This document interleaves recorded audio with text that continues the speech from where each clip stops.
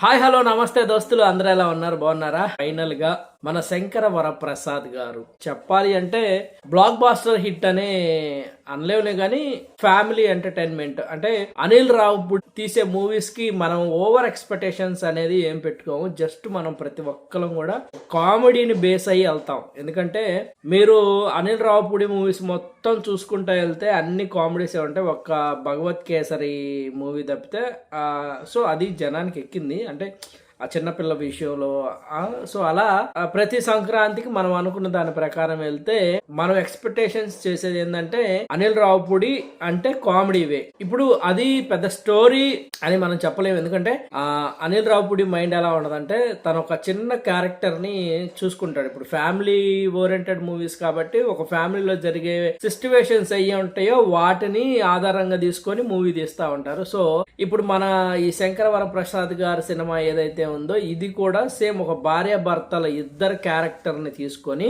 So ఈ characters ఏంటంటే ఎప్పుడు భార్య భర్తలు ఎక్కువగా విడిపోతూ ఉంటారు. సో అలా ఉండకుండా కలిసి ఉండటం అనే దాని మీద బేస్ అయ్యి ఉంటది అనమాట. సో ఫస్ట్ ఆఫ్ ఆల్ నేను చెప్పాలనుకుంది ఏంటంటే చిరంజీవి గారు పూర్తి స్థాయిలో నాకు తెలిసి అనిల్ రావుపూడికి హ్యాండ్ ఓవర్ అయిపోయాడు. సో అంటే నువ్వేం చేయమంటావో చెప్పు, ఇక నేను పూర్తిగా అది చేసేస్తాను అనేలా తనకి హ్యాండ్ ఓవర్ అయిపోయాడు అనమాట. ఎక్కడా కూడా నేను ఇదిగో ఇలా చేస్తాను, ఇదిగో ఇలా చేస్తాను, నాకు ఇది నచ్చలేదు అనేటట్లు కాకుండా నువ్వేం చేయమంటావో చెప్పు, నేను నీకు అది పూర్తిగా చేసి పెడతాననే విధంగా ముందుకు వెళ్ళిపోయారు. అలా చెప్పటం ద్వారానే ఈ మూవీ ఇలా ముందుకు నడుస్తుంది అని అనిపిస్తుంది. సో ఖచ్చితంగా ఫ్యామిలీ ఎంటర్టైన్మెంట్. ఇంకొకటి వెంకటేష్ గారు. సో వెంకటేష్ గారు వచ్చిన తర్వాత నుంచి కూడా సూపర్ గా అంటే సూపర్ గా ఉంటది. చిరంజీవి గారు కూడా అసలు ఈ ఏజ్ లో ఆయన ఇంత కామెడీని చేయటం కానీ, సో తన బాడీ లాంగ్వేజెస్ కానీ, తను అంటే చిరంజీవి గారికి ఒక ప్రత్యేకమైనటువంటి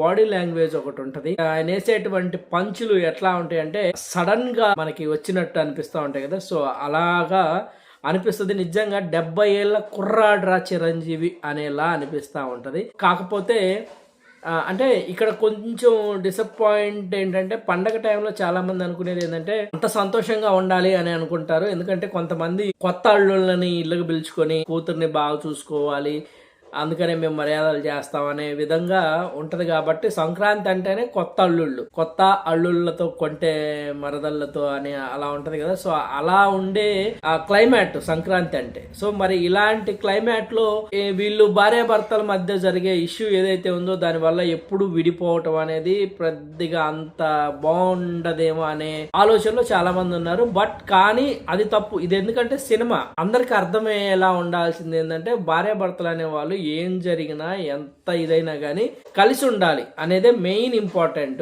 సో అక్కడ చాలా బాగుంటుంది సినిమా అయితే. రియల్లీ గుడ్ అనే చెప్పాలి. ఎందుకంటే మనం కామెడీ పరంగానే మూవీకి వెళ్ళాలి. సంక్రాంతికి వస్తున్నాము, మనం ఎక్స్పెక్టేషన్స్ ఏం చేయలేదు. ఎందుకంటే ఒక కామెడీ మూవీ వెంకటేష్ గారు అంటే ఫ్యామిలీ మూవీ అంటే అసలు ఇక చెప్పేది కాదు. మనం ఎంత ఎంజాయ్ చేస్తామంటే పడి నవ్వుకుంటాం అనమాట. సో దీంట్లో కూడా సేమ్ అలాగే మనం ఎంటర్టైన్మెంట్ కావాలి అనుకుంటే ఫ్యామిలీ మొత్తంతో వెళ్ళి మంచి ఎంటర్టైన్మెంట్ని అయితే మనం తీసుకోవచ్చు. కావాల్సినంత ఫన్ ఉంటుంది, సూపర్ అంటే సూపర్గా ఉంటుంది. సో అలాగే మనం మూవీని చూడాలి. ఇట్స్ రియల్లీ గుడ్ అనమాట. చాలా బాగుంది. దీనికి పండక్కి రేటింగ్స్ అనేవి ఇలాంటి వాటికి ఇవ్వకూడదండి. సో నేనైతే దీనికి రేటింగ్స్ అలాంటివి అయితే ఏమీ ఇవ్వదలుచుకోవట్లేదు. కాకపోతే చిరంజీవి గారిని కొత్తగా చూడగలుగుతాం మనం. చాలా బాగుంటుంది. వెంకటేష్ గారిని కూడా. సో నాకైతే సినిమా గుడ్ అనే చెప్పాలి. Not a bad. అంటే ఓవర్గా మనం హై ఎక్స్పెక్టేషన్స్ కాదు, ఒక మీడియంగా పండక్కి సరదాగా వెళ్ళాలనుకుంటే ఫ్యామిలీతో వెళ్ళి హ్యాపీగా ఎంజాయ్ చేసి సరదాగా రావచ్చు. It's very nice and good movie. అది ఓకేనా.